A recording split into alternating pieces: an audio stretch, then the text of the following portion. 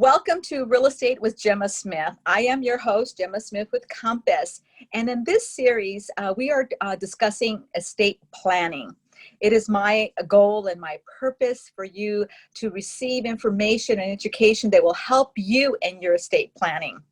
Now, with us on this series is Rich Dayton of Dayton Law Firm. He has been practicing estate planning, trust, and probate law since 1998. So I'd just like to welcome Rich to our show today.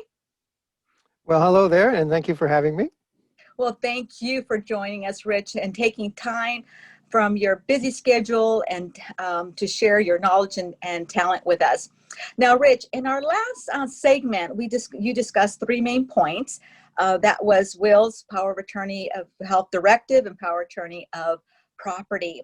So for this segmentation, or this segment, let's discuss and dive deeper into trusts, the types of trusts, and what is their purpose. Okay. Well, the primary trust, especially for someone in California who owns real property, is a revocable living trust. And it's revocable and amendable during the lifetime of the creators, also known as settlors. And fundamentally, it does a couple of things. One, it makes incapacity management much simpler. When you create the trust, you're going to think of a treasure chest. You're going to put all the things you own into that treasure chest, and that's called funding your trust. And by the way, that's the number one failure of trust, is that people don't bother doing that last step, because the attorney can only do so much. We can do the real property, but we can't handle the bank accounts and stuff. So let me clarify, because for my own education, even though I kind of understand funding the trust, can you explain if that's the number one failure of most folks in a trust? What is that? What step is left out that they fail to fund the trust? And I was just about to get there for you. Thank you. Good question. I'm so excited. I'm like, okay, you tell me everything because I'm funding the trust means you're going to take anything. It is so simple that most people don't believe me. If you have an asset, forget debts and liabilities. If you have an asset that is in your name, in other words, Rich Dayton, and I create a trust, I'm going to change that to Rich Dayton, trustee of the Rich Dayton Trust. That's called funding. And so it is very simple. If it's got your name on it, change it to the name of your trust with a couple of exceptions. Those exceptions are cars, boats, planes, mobile homes, and retirement funds. Retirement funds by law cannot be owned by the trust. And those other activities or things transfer very easily without probate.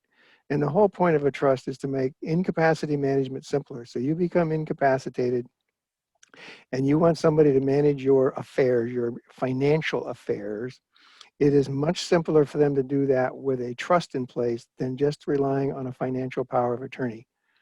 Banks hate powers of attorney. Title companies hate powers of attorney. But if you're a trustee, you become the legal owner of everything in that trust. Now, you have a bunch of rules around you and how you're supposed to manage those things, but you become the legal owner, so you can do what needs to be done and nobody's going to question it. But there's a trade-off for that when you name those people, and we can get into that if you like. But anyway, you want to fund this trust. You want to make everything you own in that trust. Then your life just goes on like it always has. You want to sell something, you sell it. You want to buy something, you buy it. There's no big deal. Where we look forward to, though, is if you become incapacitated, it's easy for someone to start managing those things for you. If you die, you have avoided the high cost and delays of probate. Probate in California is very expensive, and currently you're lucky if it takes 18 months. Wow. And so you take $1 million piece of real estate with a $900,000 mortgage on it, it's still $1 million probate. That's still up to $48,000 worth of cost to get it transferred to your heirs. 99.9% of that cost can be avoided by having the trust. And by the way, instead of 18 months, it can take 2 weeks if you really wanted to. So incapacity management and avoidance of probate are the two big reasons for a trust. There are the revocable trusts that we just talked about. Then there are what we call irrevocable or non-revocable trusts. Irrevocable trusts are generally not amendable and not revocable. And when I say generally, there's always loopholes for things. The purpose of an irrevocable trust is, let's say you want to call it an educational trust. You don't want to use a 529 plan because it doesn't give you all the flexibilities that you want. Mm-hmm. So you create a trust. It's irrevocable. You start making the same annual gifts to it that you would have given to a 529 plan. And you don't even tell the government you've made the gifts, 15,000 per person per year. But what happens now is that money in that trust, you control when it comes out. You control who might else get it. It has asset protection features that come with it to make it unreachable. And it gives you a lot more flexibility on what you want to accomplish with that. Now for education, it's usually for education. But unlike a 529 plan, it doesn't ever have to come out. It doesn't have to be used for education. You can adjust that as you wish. 529 plans, by the way, are great for what they're meant for. I'm not trying to badmouth them. Take another example. You have a vacation home and you want to keep it in the family for multiple generations.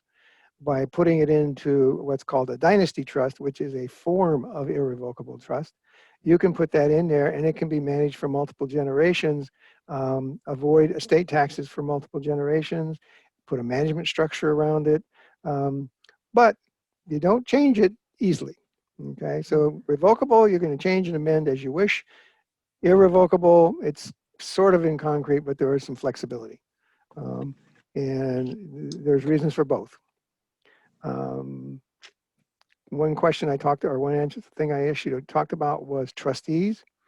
When you name a trustee, that's a person who steps into your shoes during incapacity or death. You need to think about the fact that they have the legal authority to do anything you can do. If you can close a bank account, so can they. If you can sell the property in the trust, so can they. So I ask my clients this question. If you were to go around on an around the world cruise and turn over all your financial affairs to this person you're telling me you want to be your successor trustee, and you come back 6 months later, do you think everything's going to be handled correctly? And if you can answer that yes, then name them as your trustee. If you start having qualms, maybe they're not the right person. And then you move to banks or private professionals. That's fundamentally the big issue. Trusts avoid probate, making capacity management simpler. Irrevocable trusts are for special situations. Special needs trust. You have a person who's getting government needs-based benefits, a child who needs support, and you want to keep the government needs-based benefits, then you're going to want to implement a special needs trust. And there's all kinds of other kinds of trusts, but those are the fundamentals.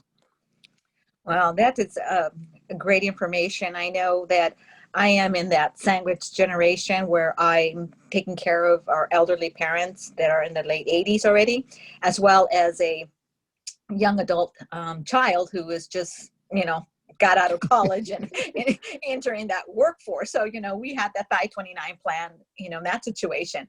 So yeah, I am in that sandwich generation where we look at both spectrum, both on the younger side of our children coming up and our elderly parents aging in place and coming to their ends and managing their estate.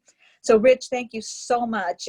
Like I said, this is such valuable information. I thank you so much for taking time from your busy schedule as well as your expertise to share with our community. And I know I'm appreciative, and I know my community is very appreciative as well. So if you are looking to, put your estate in order and want a consultation appointment with Rich, feel free to click on the link below. Also, stay tuned for our next segment, which we'll be discussing Prop 19. So if you're not registered to receive my webinars and my information program, do click below and register to be able to gain access to all these as well. Rich, again, thank you so much for joining me today, and I look forward to discussing Prop 19 and everything that entails. So as always, continue to stay safe and healthy, and look forward to seeing you at our next segment.